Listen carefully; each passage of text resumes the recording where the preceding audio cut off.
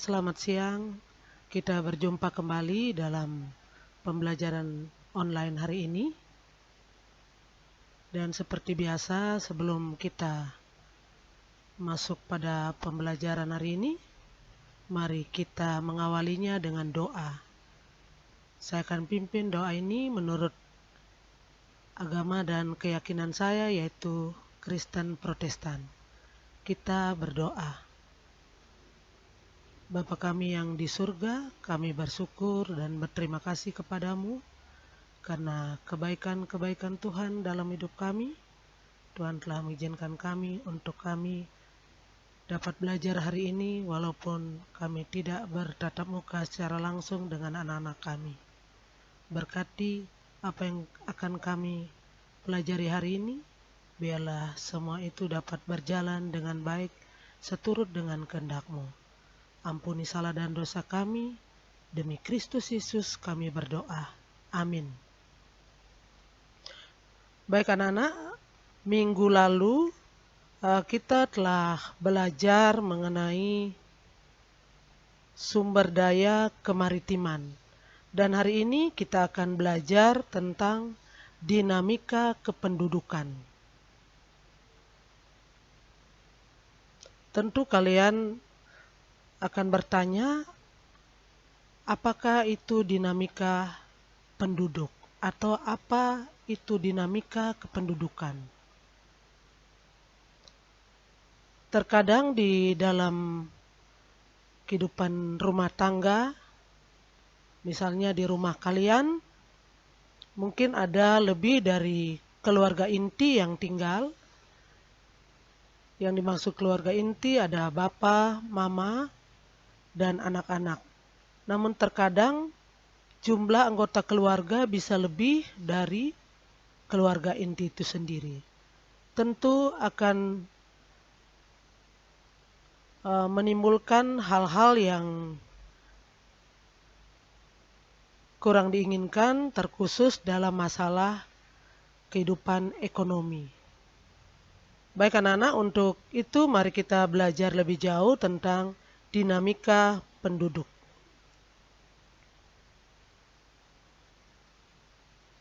Kita lihat tujuan pembelajaran.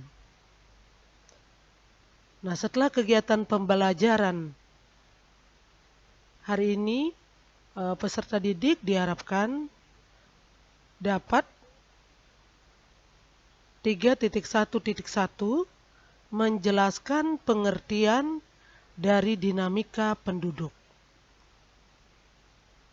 Kemudian 3.1.2 mengidentifikasi faktor-faktor yang mempengaruhi dinamika penduduk. 3.1.3 mengidentifikasi faktor pronatalitas dan antinatalitas. 3.1.4 mengidentifikasi faktor promortalitas dan antimortalitas. 3.1.5 mendeskripsikan jenis-jenis migrasi. 3.1.6 menjelaskan pengertian kepadatan dan pertumbuhan penduduk. 3.1.7 menghitung kepadatan penduduk. 3.1.8 menghitung pertumbuhan penduduk. Jadi itu merupakan tujuan pembelajaran hari ini. Dan kita lihat apa itu dinamika penduduk. Dinamika penduduk adalah perubahan jumlah penduduk dari waktu ke waktu yang disebabkan oleh adanya peristiwa kelahiran, kematian, dan perpindahan penduduk. Jadi dinamika penduduk dipengaruhi oleh beberapa faktor, antara lain 1. Kelahiran atau sering disebut dengan istilah natalitas. 2. kematian yang sering disebut dengan istilah mortalitas. 3. Kepadatan penduduk. 4. Pertumbuhan penduduk. 5. Perpindahan atau sering disebut dengan istilah migrasi. Faktor pronatalitas atau pendorong kelahiran antara lain: 1. Pandangan banyak anak, banyak rezeki. Ya, pandangan orang-orang tua dulu sebelum zaman kalian lahir sering menganggap atau ada pandangan bahwa dengan banyak anak maka banyak rezeki. Yang kedua, pandangan anak adalah penerus keturunan. Jadi terkadang orang tua berpikir kalau belum memiliki anak atau belum memiliki keturunan, mereka menganggap bahwa tidak ada yang melanjutkan keturunan mereka. Yang ketiga, pernikahan usia dini. Nah, ini banyak terjadi, generasi muda sekarang ini banyak yang mereka menikah dalam usia yang masih belia. Yang keempat, dorongan sosial dan keagamaan untuk memiliki anak. Jadi hal-hal yang mendorong secara sosial dan keagamaan untuk memiliki anak. Kemudian faktor antinatalitas atau penghambat kelahiran antara lain: 1. Menunda pernikahan karena kuliah atau bekerja. Nah, ini banyak terjadi di negara-negara maju. Terkadang mereka tidak mau disibukkan dengan buru-buru menikah karena mereka masih kuliah dan mau bekerja. Yang kedua, adanya undang-undang perkawinan. Jadi ada undang-undang yang membatasi sehingga yang boleh menikah adalah pada usia anak-anak yang biasanya sudah mapan. Yang ketiga, pembatasan usia minimum nikah. Jadi usia berapa yang menurut undang-undang itu bisa melangsungkan pernikahan. Yang keempat, adanya pembatasan anak untuk PNS. Jadi untuk PNS itu ada pembatasan jumlah anak yang mendapat tunjangan. Yang kelima, adanya program keluarga berencana. Jadi adanya program keluarga berencana ini juga merupakan pembatasan jumlah kelahiran. Kita lihat faktor promortalitas atau pendorong dari kematian itu sendiri. Yang pertama, gaya hidup yang buruk atau tidak sehat. Nah, banyak anak-anak saat sekarang ini yang mereka kurang memperhatikan pentingnya kesehatan dan mereka terkadang mengkonsumsi jenis makanan atau minuman tertentu yang berlebihan. Yang kedua, minimnya sarana dan prasarana kesehatan. Dapat dibayangkan kalau kita di kota saja masih susah untuk sarana kesehatan, apalagi di daerah-daerah terpencil. Yang ketiga, bencana alam. Bencana alam misalnya tanah longsor, banjir, gempa bumi, dan tentu banyak yang mengakibatkan kematian. Yang keempat, kurangnya kesadaran tentang kebersihan. Nah, tentu untuk situasi saat ini yang tengah dilanda COVID-19, kita diharapkan semua sadar akan pentingnya kebersihan melalui pakai masker, jaga jarak, dan sesering mungkin cuci tangan di air yang mengalir. Yang kelima, kecelakaan lalu lintas. Nah, ini berkaitan dengan tata tertib lalu lintas, banyak yang tidak mengindahkan rambu-rambu lalu lintas sehingga terkadang nyawa orang lain melayang karena kecerobohan atau ketidakhati-hatian. Yang keenam, peperangan. Karena peperangan mengakibatkan banyak nyawa yang melayang.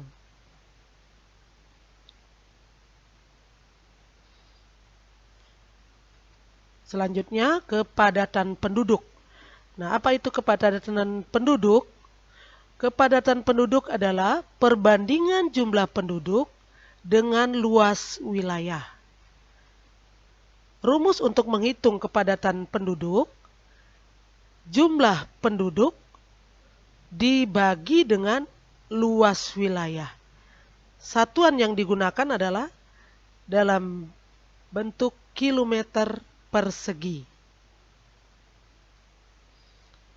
Perhatikan contoh soal yang ada. Luas kota Kupang 180 km persegi. Pada tahun 2019, kota Kupang memiliki jumlah penduduk 434.972 jiwa. Berapa kepadatan penduduk kota Kupang pada tahun 2019?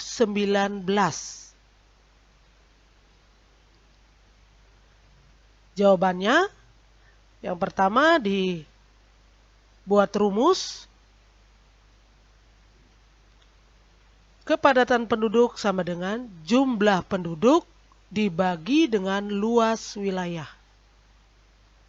Contoh, jumlah penduduknya 434.972 jiwa. Dibagi 180 km persegi, maka hasilnya 2.416,5 jiwa per kilometer persegi.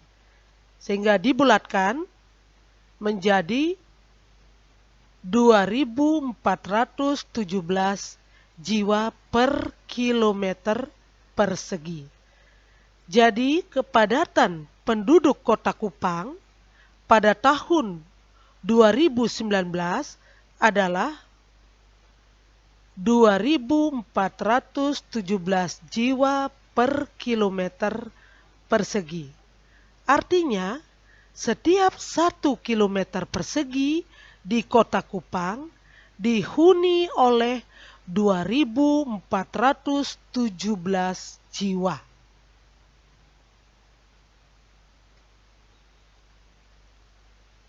Kita lihat pertumbuhan penduduk. Pertumbuhan penduduk adalah perubahan jumlah penduduk, baik pertambahan maupun penurunannya. Pertumbuhan penduduk dipengaruhi oleh faktor kelahiran, kematian, dan migrasi. Jadi ada faktor kelahiran, kematian, dan migrasi. Macam-macam pertumbuhan penduduk. Yang pertama, pertumbuhan penduduk alami, yaitu pertumbuhan penduduk yang disebabkan oleh adanya kelahiran dan kematian. Jadi alami, penduduk alami yaitu pertumbuhan penduduk yang disebabkan oleh adanya kelahiran dan kematian. Rumusnya T sama dengan L kurang M. Lahir kurang mati. Yang kedua, pertumbuhan penduduk migrasi yaitu pertumbuhan penduduk yang disebabkan oleh adanya perpindahan masuk maupun keluar. Rumusnya T sama dengan I kurang E. Jadi yang imigrasi itu masuk dan emigrasi itu keluar. Yang ketiga, pertumbuhan penduduk total, yaitu pertumbuhan penduduk yang disebabkan oleh adanya kelahiran, kematian, perpindahan masuk dan keluar. Jadi ada faktor kelahiran, kematian, perpindahan masuk, dan keluar. Rumusnya T sama dengan L kurang M tambah I kurang E. Rumusnya sama dengan L kurang M tambah 1 kurang E atau PO kali 100%. Jadi rumus AP sama dengan L kurang M. Jadi angka pertumbuhan L kurang M tambah I kurang E atau PO kali 100%.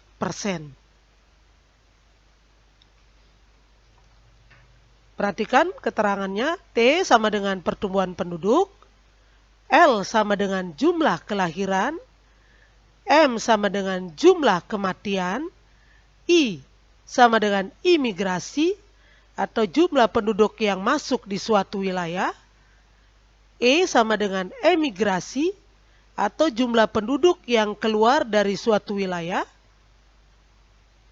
PO sama dengan jumlah penduduk pada tahun berjalan, AP sama dengan angka pertumbuhan penduduk dalam persen.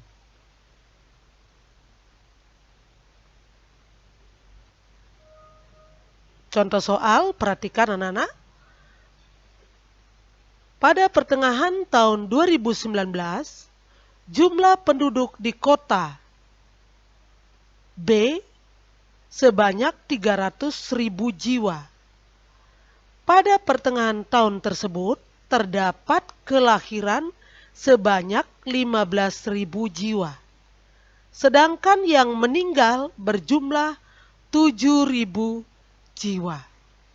Selama pertengahan tahun tersebut, kota B kedatangan penduduk menetap sebanyak 500 jiwa dan yang pindah ke kota lain 250 jiwa. Pertanyaannya, A. Berapa pertumbuhan penduduk alami di kota B? B. Berapa pertumbuhan penduduk migrasi di kota B? C. Berapa pertumbuhan penduduk total di kota B? D. Berapa jumlah penduduk di kota B pada awal tahun 2020? E. Berapa angka pertumbuhan penduduk di kota B?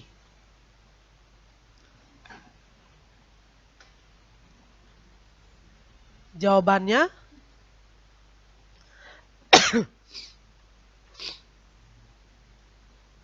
pertumbuhan penduduk alami sama dengan 15.000 dikurangi 7.000 sama dengan 8.000 jiwa.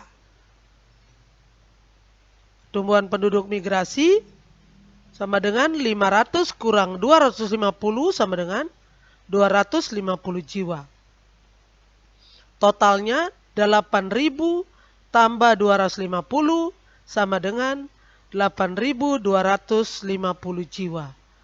Jumlah penduduk kota B di awal tahun 2020 sama dengan 300.000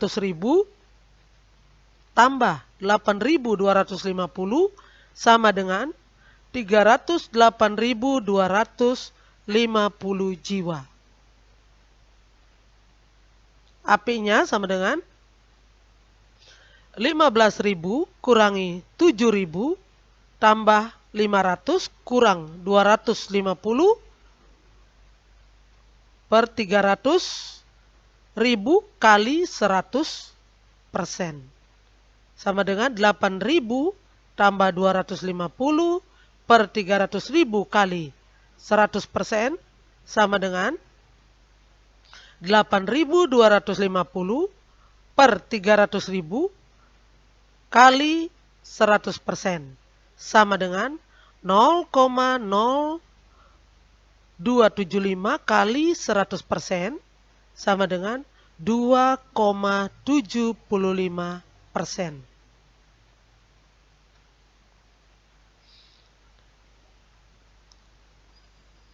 Klasifikasi pertumbuhan penduduk dibagi menjadi 3, yaitu 1. Cepat apabila pertumbuhan penduduknya 2%, lebih dari jumlah penduduk tiap tahun. 2. Sedang apabila pertumbuhan penduduk antara 1% sampai 2%. 3. Lambat apabila pertumbuhan penduduk kurang dari 1%.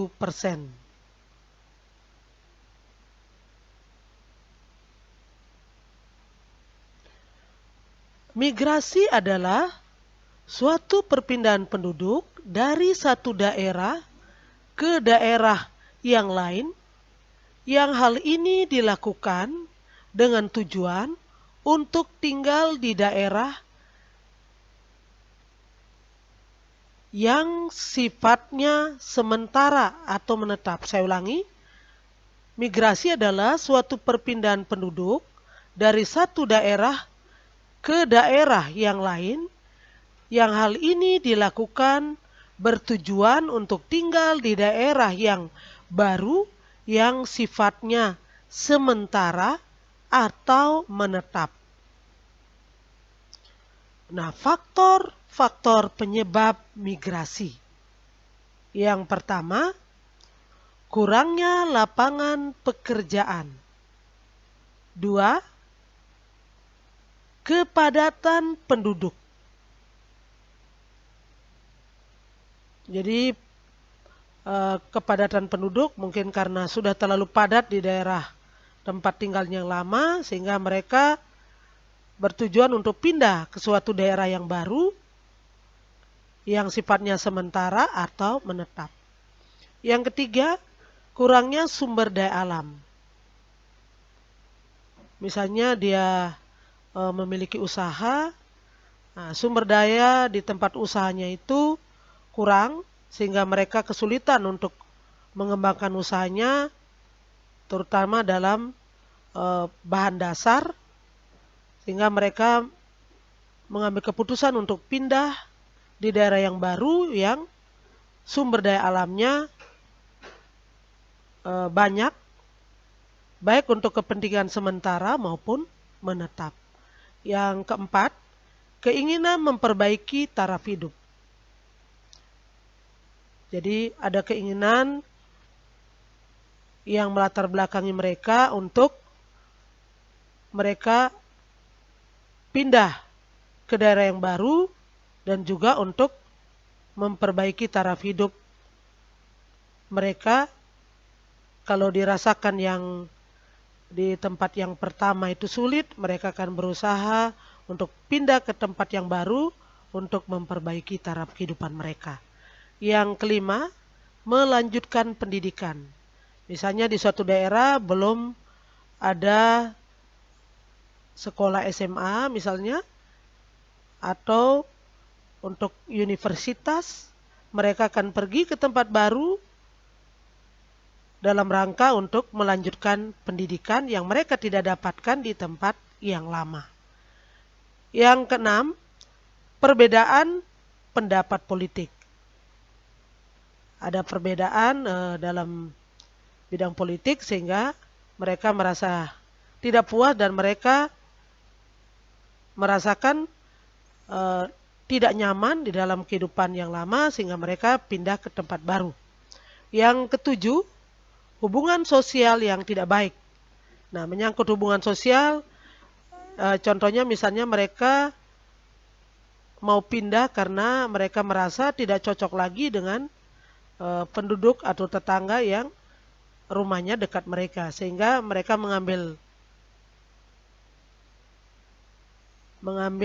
tindakan bahwa lebih baik mereka pindah dari tempat yang lama untuk hubungan sosialnya menjadi lebih baik. Yang kedelapan, bencana alam. Banyak penduduk yang pindah karena bencana alam. Yang kesembilan, mengikuti keluarga. Misalnya karena pindah tugas, karena sudah pensiun, mereka kembali ke daerah asalnya. Kita lanjutkan jenis-jenis migrasi.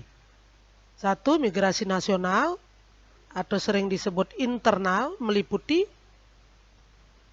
transmigrasi, yaitu perpindahan penduduk antar pulau, antar daerah dalam satu wilayah negara. B, urbanisasi atau perpindahan penduduk dari desa ke kota. Kemudian ruralisasi atau perpindahan dari kota kembali ke desa. Ada beberapa juga yang memutuskan mereka setelah pensiun dari pekerjaan mereka, mereka kembali ke desa asal tempat mereka. Kemudian evakuasi atau pemindahan penduduk karena bencana. Misalnya banjir, gempa, dan sebagainya. Berikut forensen atau aktivitas pulang pergi ke kota. Nah, kita contohkan kalau di Kota Kupang biasanya mereka bertempat di Amarasi atau Baun, Baumata. Nah, mereka akan datang ke kota untuk menjual hasil mereka atau mereka bekerja. Setelah habis kegiatan mereka, mereka kembali pulang ke desanya. Yang kedua yaitu migrasi internasional atau sering disebut dengan eksternal. Meliputi A, imigrasi adalah pindah masuk ke suatu negara. B, emigrasi pindah keluar ke negara lain. Misalnya mereka warga negara Malaysia. Kemudian mereka memutuskan untuk pindah ke negara Indonesia. Kemudian C, remigrasi, yaitu perpindahan kembali ke tanah airnya. Misalnya mereka selama ini bekerja di luar negeri, tapi setelah masa purna tugas mereka kembali ke tanah air mereka sendiri. Misalnya kembali ke Indonesia setelah beberapa puluh tahun mereka bermukim di Amerika.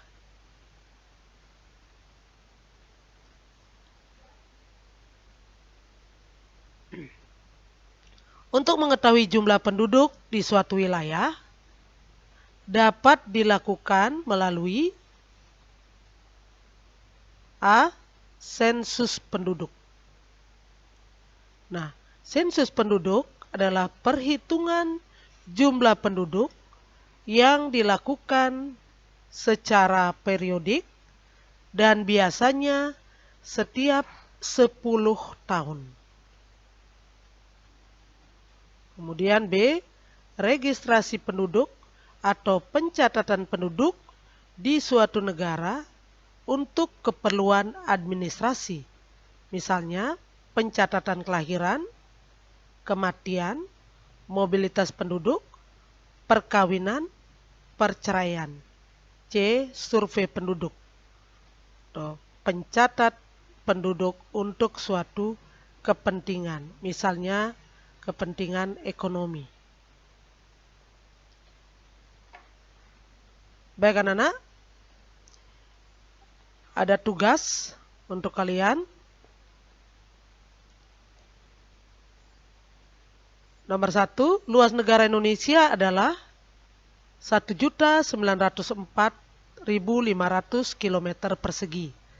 Sedangkan jumlah penduduk di pertengahan tahun 2017 adalah 264 juta jiwa. Hitunglah kepadatan penduduk Indonesia di tahun 2017. Yang kedua, jumlah penduduk di negara A pada pertengahan tahun 2018 sebesar 30 juta jiwa. Pada pertengahan tahun tersebut, terdapat kelahiran 1.500.000 jiwa dan kematian 700.000 jiwa. Jumlah migrasi masuk pada pertengahan tahun tersebut sebesar 25.000 jiwa dan migrasi keluar sebesar 20.000 jiwa. Berdasarkan data yang sudah dijelaskan tersebut, hitunglah A. Pertumbuhan penduduk alami di negara A tahun 2018. B. Pertumbuhan penduduk migrasi di negara A tahun 2018. C. Pertumbuhan penduduk total di negara A tahun 2018. D. Jumlah penduduk di negara A pada awal tahun 2019. E. Angka pertumbuhan penduduk di negara A tahun 2018. Baik anak-anak, demikian tugas yang Ibu berikan. Dan untuk materi pertemuan berikutnya kita akan belajar mengenai komposisi penduduk, rasio jenis kelamin, dan piramida penduduk. Mudah-mudahan apa yang Ibu berikan pada hari ini, anak-anak bisa belajar dengan baik dan dapat memahaminya dengan baik. Baik, sebelum Ibu mengakhiri pembelajaran kita hari ini,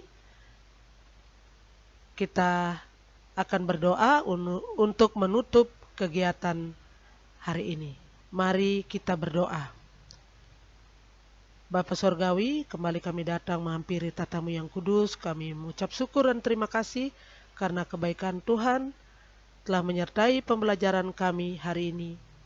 Dari awal, pertengahan, sehingga berakhir dengan baik. Berkati anak-anak kami, berkati juga para orang tua yang tentu sedang mendampingi putra-putrinya dalam belajar secara online. Inilah doa kami, inilah sembahyang kami. Demi Kristus Yesus kami berdoa dan bersyukur. Amin.